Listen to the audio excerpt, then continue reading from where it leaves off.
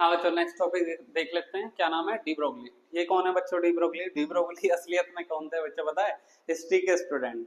और इनके जो भाई थे वो थे बच्चों फिजिसिस्ट। अब क्या हुआ, जब 1921 में नोबेल प्राइज मिला आइंस्टीन को, शॉर्ट स्टोरी बता रहा हूँ मैं।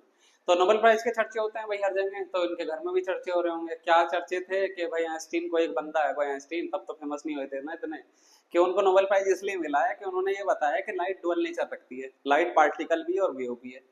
तो डी ब्रोगली को पता चला भाई ऐसा है। भाई हर घर में ऐसा होगा, हर घर में कोई ना कोई डिबेट होती होगी, है ना। जब किसी टॉपिक पे कोई चीज छिड़ेगी तो डिबेट होनी भी चाहिए, कोई गलत बताएगा कोई सही बताएगा। डी ब्रोगली कह रहे हैं, क्या कह रहे हैं, अगर ऐसा लाइट के साथ है तो ऐसा तो सबके साथ होना चाहिए ना। भाई नेचर किसी के साथ पार्शियलिटी कैसे कर सकती है? नेचर सिमेट्री को लव करती है और नेचर ही फिजिक्स है। तो अगर फिजिक्स में ये बोला है किसी ने कि लाइट डुअल नेचर रखती है, तो ऐसा तो सारी चीज होगी, यानी कि पार्टिकल में भी डुअल नेचर होगा। और ऐसे ही बोलते हैं बच्चों डी ब्रोगली हाइपोथेसिस, समझ रहे हैं। इन्होंने ये 1924 में बोली थी ये बात, और जब इनका इस बात को एक्सपेरिमेंटली दो साइंटिस्ट ने, डेवर्स और जर्मन ने प्रूफ कर दिया, तब इनको ढूंढ के नोबेल प्राइज दिया फिजिक्स ने। बात समझ रहे हो? कमाल की स्टोरी है बच्चों की, पढ़ना कभी। तो क्या करा इन्होंने, बताया कि हर एक चीज डुअल नेचर रखती है अगर वो मॉइस्चर में, यानी कि पार्टिकल भी एक तरीके से वेव का बिहेवियर रखता है अगर वो मॉइस्चर में है। देखो मास है और वेव है। क्या किया, दो साइंटिस्ट को लिया, दो साइंटिस्ट की एनर्जी इक्वेशन ली और मिला दी। देखो E बराबर mc² किसकी है? फेमस इक्वेशन आइंस्टीन की। और E बराबर h न्यू किसकी है? फेमस इक्वेशन किसकी है? मैक्स प्लैंक की। दोनों को मिला दो, m का square is equal to h nu. क्या करेगा भाई हिस्ट्री का स्टूडेंट? सबसे बेहतरीन इक्वेशन देखेगा, उसमें क्या चेंज कर सकते हैं, बस सिंपल सिंपल काम करेगा ना, सबसे सिंपल काम है।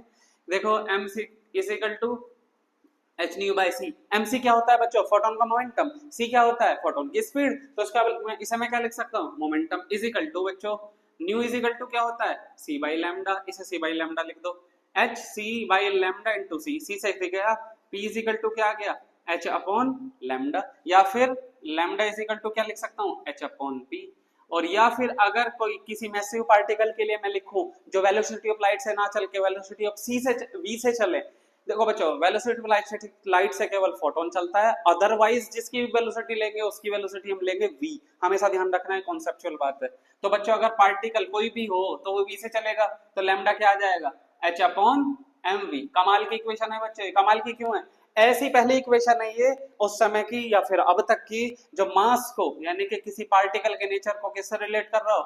वेवलेंथ से। और ये तो बताया इन्होंने, यानी कि अगर कोई पार्टिकल वेलोसिटी रख रहा है और उसके पास मास तो होना ही चाहिए, हो गई, तो उसके पास एक लैम्डा भी होगा। नेचर लव सिमेट्री, बात खत्म, है ना, सिंपल, 2 मिनट का काम है। चलो ये आ गया हमारा। अब क्या करना है हमें? डी ब्रोगली रिलेशन निकालना है, यानी कि लैम्डा और काइनेटिक एनर्जी में रिलेशन निकालना है। पहला रिलेशन देख लेते हैं हम। क्या है बच्चों काइनेटिक एनर्जी? क्या होती है काइनेटिक एनर्जी? होती है बच्चों हाफ mv² प्लस के v होता है। नहीं, ये तो बच्चों टोटल एनर्जी लिख दी हमने, हाफ mv² होता है ये। श्रोडिंगर इक्वेशन पर अभी मत जाओ, अभी जाएंगे। ये होता है बच्चों, इसको कैसे लिख सकता हूँ मैं? इसको ऐसे भी लिख सकता हूँ, लिख के देखना, p² बाई 2m। क्यों बच्चों? क्योंकि p² बराबर क्या हो गया? m का स्क्वायर v का स्क्वायर, ऊपर नीचे m के मल्टीप्लाई कर लो, ऐसा जाएगा। तो p कितना आ गया बच्चों? p आ गया 2m इंटू काइनेटिक एनर्जी आ गया बच्चों। और अब हम क्या जानते हैं? Lambda is equal to H upon P. इसमें रख दो, लैम्डा इज इक्वल टू क्या आ गया? एच अपॉन रूट में 2m इंटू काइनेटिक एनर्जी। आसान है बच्चों, लैम्डा और काइनेटिक एनर्जी में रिलेशन फाइंड कर लिया, पहली चीज।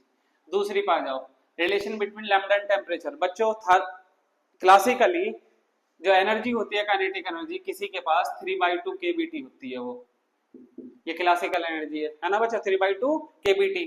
kb क्या है? Boltzmann constant. t क्या है? Kinetic energy. t है टेम्परेचर, काइनेटिक एनर्जी क्या है? ये कहां पर रख दो? इसे इक्वेशन मान लो 2, इसे इक्वेशन मान लो 1। Put in equation 2, put in equation number 2 put कर दो। तो लैम्डा क्या आ गया? h अपॉन रूट में 2m। 2 से 2 कट जाएगा, देखो यहाँ रखोगे 2 से 2 कट जाएगा, यहाँ 3 आ जाएगा, डायरेक्ट लिख रहा हूँ मैं 3m इंटू kBt। बच्चों ये कर लेना है ना, ये बहुत आसान चीजें हैं, वैल्यू तो रखनी है। ये इक्वेशन आ गई। नंबर 3 पे चलते हैं।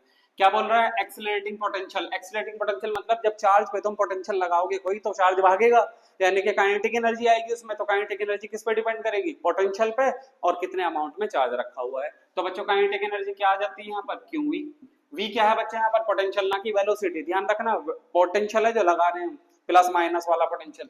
कहां पर रख दो? पुट इन इक्वेशन नंबर 2, फिर से इक्वेशन नंबर 2 में रख दो काइनेटिक एनर्जी की जगह, तो क्या आ गया h/रूट में क्या है यहाँ पर 2m क्यू वी, वी क्या है बच्चों पोटेंशियल। जब हम इलेक्ट्रॉन की वैल्यू रखें यहाँ पर, इलेक्ट्रॉन का मास रखो, इलेक्ट्रॉन की चार्ज रखो और h की वैल्यू पता ही होती है, तो बच्चों आता है 12.28 divided by v, important relation है फॉर इलेक्ट्रॉन। ये हो गया डी ब्रोगली। आगे चलते हैं,